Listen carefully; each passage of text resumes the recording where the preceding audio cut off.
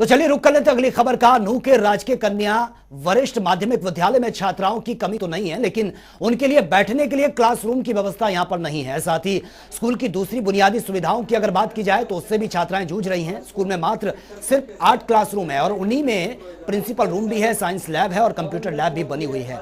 School में जिले के कई गांव की छात्राएं यहां पर पढ़ने के लिए आती हैं, तस्वीरें भी आपके सामने हैं। लेकिन स्कूल के लेक्चरर दिनेश कुमार ने यह बताया है कि स्कूल में कुल 8 क्लासरूम है और 4 क्लासरूम में छात्राएं पढ़ाई करती हैं और बाकी छात्राओं को या तो बाहर बरामदे में बिठाया जाता है या फिर खुले आसमान के नीचे उनको पढ़ना पड़ता है। कई बार अधिकारियों को समस्या से अवगत भी करा चुके हैं, रिपोर्ट भी भेजी जा चुकी है, लेकिन अब तक छात्राओं के लिए क्लासरूम की व्यवस्था नहीं की गई है और ना ही क्लासरूम को बढ़ाया गया है, जिसकी वजह से छात्राओं को पढ़ाई करने में भारी परेशानी का सामना करना पड़ रहा है।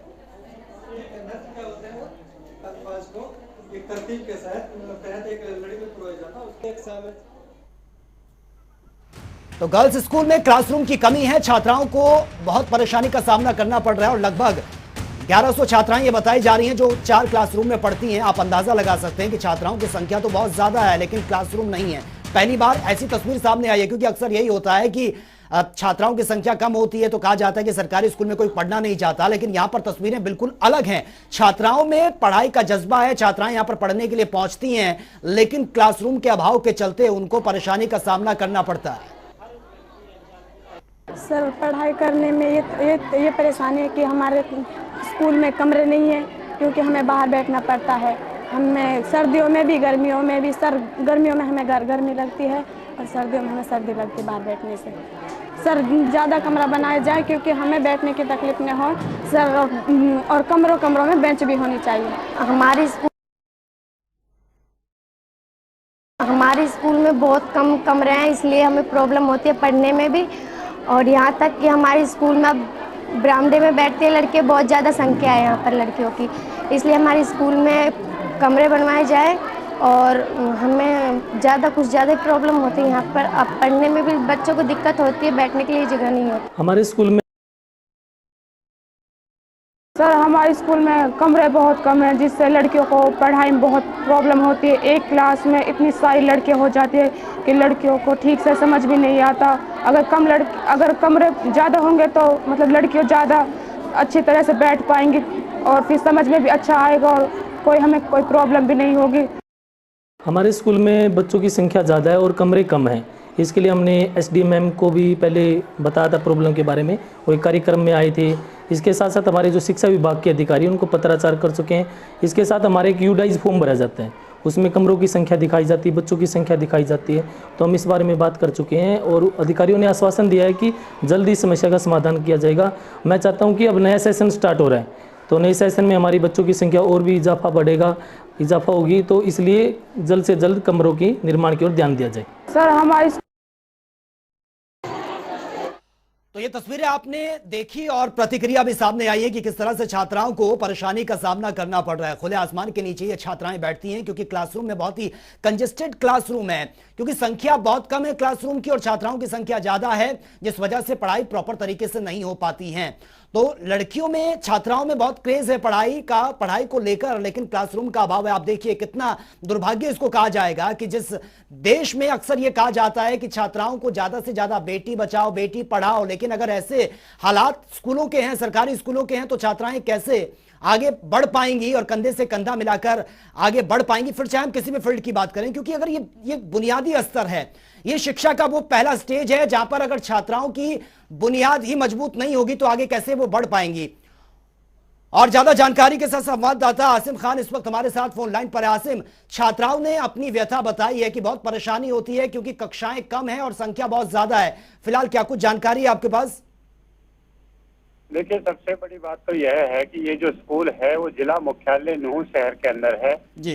बिल्कुल जिला प्रशासन के तमाम आला अधिकारी यहाँ पर बैठते हैं और उसके बावजूद एक स्कूल की इस तरह की हालत है तो कहीं ना कहीं चिंता का विषय है जी। जिस प्रदेश में बेटी बचाओ बेटी पढ़ाओ का नारा सार्थक करने की सरकार प्रयास कर रही है, उस जिले के हालात और तस्वीर देखकर नहीं लगता कि बेटियों की शिक्षा को लेकर सरकार या शिक्षा विभाग कहीं ना कहीं इतना ज्यादा संजीदा है जितना नारों में दम दिखाई देता है। 1150 लड़कियों की संख्या इस स्कूल में है और महज 4 कमरे हैं। उसके अलावा मिड डे मील और प्रिंसिपल वगैरह भी इन्हीं कमरों में बैठते हैं। काफी सालों से लगातार यह मांग उठती आई है कि इनके लिए भवन निर्माण किया जाए और ताकि लड़कियों की पढ़ाई बेहतर ढंग से हो सके। अल्पसंख्यक बाहुल्य ये जिला है और लगातार अल्पसंख्यक मंत्रालय से लेकर तरह तरह की स्कीमें केंद्र और राज्य सरकार की चलती हैं, लेकिन उसके बावजूद भी जो व्यवस्था है वो तस्वीरें साफ बयान कर रही हैं कि किस तरह लड़कियां यहाँ पढ़ाई कर रही हैं। और ये सिर्फ एक स्कूल का मामला नहीं है। पिनगवा स्कूल में सीनियर सेकेंडरी कन्या महाविद्यालय, कन्या राजकीय वरिष्ठ माध्यमिक विद्यालय है, जहाँ 4 साल से भवन टूटा हुआ है, लेकिन 4 साल से एक ईंट भी विकास के नाम पर नहीं लगी है। 1000 छात्राओं को, प्राइमरी की छात्राओं के साथ बैठकर पढ़ने को मजबूर पड़ रहा है। इस तरह के हालात नूंह जिले में है और हरियाणा में शिक्षा के क्षेत्र में और विकास के एतबार से, हर एतबार से ये पिछड़ा हुआ जिला है और नीति आयोग की सूची में भी इस जिले का नाम शामिल है।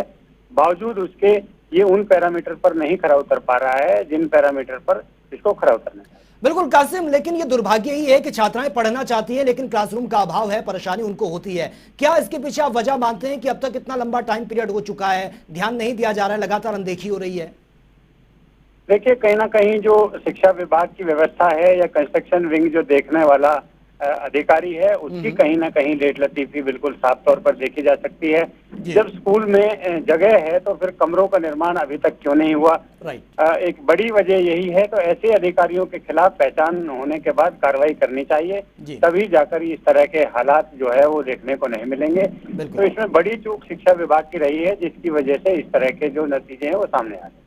बिल्कुल कासिम, लेकिन जिस तरह की तस्वीरें सामने आ रही है, मुझे नहीं लगता कि इन तस्वीरों को देखकर कोई इन पर यकीन ना करे, क्योंकि तस्वीरें साफ बयां कर रही हैं और जनता टीवी के माध्यम से उन छात्राओं की प्रतिक्रिया भी सुना रहे हैं कि उनको कितनी परेशानी का सामना करना पड़ता है। लेकिन ये सब कुछ तस्वीरें खुद बोल रही हैं, उसके बावजूद भी अब तक ध्यान नहीं दिया जा रहा है। बिल्कुल ध्यान कतई नहीं दिया जा रहा है, जबकि शिक्षा विभाग के साथ साथ तमाम आला अधिकारी जिला मुख्यालय नूंह शहर में बैठते हैं। मुश्किल से 35,000 की आबादी वाला यह शहर है, बहुत ज्यादा बड़ा शहर नहीं है। DCA, DC, SDM, BEO, DEO तमाम आला अधिकारी इस जिले में बैठते हैं, जिला मुख्यालय है। उसके बाद भी इस स्कूल पर उनकी नजरें नहीं है, तो कहीं ना कहीं एक बड़ी चूक कही जा सकती है। यही वजह है कि बेटियों की तालीम हो या ड्रॉप आउट मामला हो, इस जिले के आंकड़े हमेशा चिंता का विषय रहे हैं। पिछले कुछ सालों से लड़कियों की संख्या तो स्कूलों में बढ़ी है, लेकिन जहां कमरों की आवश्यकता नहीं है वहां थोक के भाव में कमरे बना दिए गए हैं। जहां कमरों की जरूरत है वहां कमरे बनाए नहीं जा रहे हैं। तो कहीं ना कहीं एक बड़ी चूक कंस्ट्रक्शन विंग की इसमें रही है। इसकी गहनता से जांच करने की जरूरत है और जहां कमरों की जरूरत है वहां तत्काल कमरे बनाए जाने चाहिए, ताकि जो बेटियां हैं वो बेहतर ढंग से तालीम हासिल। बिल्कुल कासिम, एक और चीज मैं समझना चाहूंगा, क्योंकि जिस तरह से जमीनी स्तर की हम बात करें, क्योंकि जो छोटे पद पर बैठे हैं जिनको पूरा रिकॉर्ड ये कलेक्ट करना पड़ता है, उसके बाद ये फाइलें बड़े अधिकारियों के पास जाती है, तो कहीं ना कहीं जो गड़बड़ी मुझे नजर आ रही है वो छोटे स्तर से ही इसकी गड़बड़ी की शुरुआत हुई है, क्योंकि प्रॉपर तरीके से फाइलें आगे तक नहीं पहुंच पा रही हैं, जो तस्वीरें हैं वो खुद बयां कर रही हैं, तो कहीं ना कहीं ये मामला कहीं बीच में ही अटका हुआ है। देखिए सर, इसमें छोटे अधिकारी बिल्कुल नहीं कहे जा सकते, संतरी से लेकर मुख्यमंत्री तक की चूक है। मैं उदाहरण बता दूं, पिनगवा स्कूल का मामला खुद शिक्षा मंत्री के सामने सैकड़ों लोगों ने उठाया था कि 4 साल से भवन टूटा हुआ है, लड़कियां खुले आसमान के नीचे पढ़ने को मजबूर हो रही हैं। तकरीबन 4-5 महीने पहले उनका दौरा मेवात में हुआ था और उन्होंने भरोसा दिलाया था, लेकिन उसके बावजूद भी आज तक ना तो राशि स्वीकृत की गई है और ना ही उस भवन पर काम शुरू हो पाया है, बल्कि वो कूड़े के ढेर में तब्दील हो गया था, आबादी के बीचों बीच था। SDM पुनाना का लोग शुक्रगुजार हैं कि उन्होंने 4-5 दिन पहले उससे संज्ञानता लेते हुए उसके कूड़े के ढेर को वहां से तत्काल हटवा दिया गया है। वहां साफ सफाई तो हुई है, लेकिन अभी भी भवन का निर्माण नहीं हो रहा है। ऐसे ही कुछ हालात इस नूंह स्कूल के हैं। लगातार खंड शिक्षा अधिकारी, जिला शिक्षा, बिल्कुल। चलिए कासिम, बहुत बहुत शुक्रिया आपका, बहुत दुर्भाग्यपूर्ण इसको कहा जाएगा और हमारी पूरी कोशिश यही है कि जनता टीवी के माध्यम से ये तस्वीरें हम जिम्मेदार विभाग तक पहुंचाएं, शिक्षा विभाग और सरकार तक पहुंचाएं, ताकि इसकी सुध ली जा सके और जल्द से जल्द भवन का निर्माण हो, ताकि छात्राओं को बेहतर शिक्षा मिल सके और तभी यह सपना साकार होगा कि बेटी बचाओ बेटी पढ़ाओ का नारा तो दिया जाता है, लेकिन जमीनी स्तर पर यह नारा कहीं ना कहीं खोखला साबित हो रहा है। तो फिलहाल मेरे साथ इतना ही।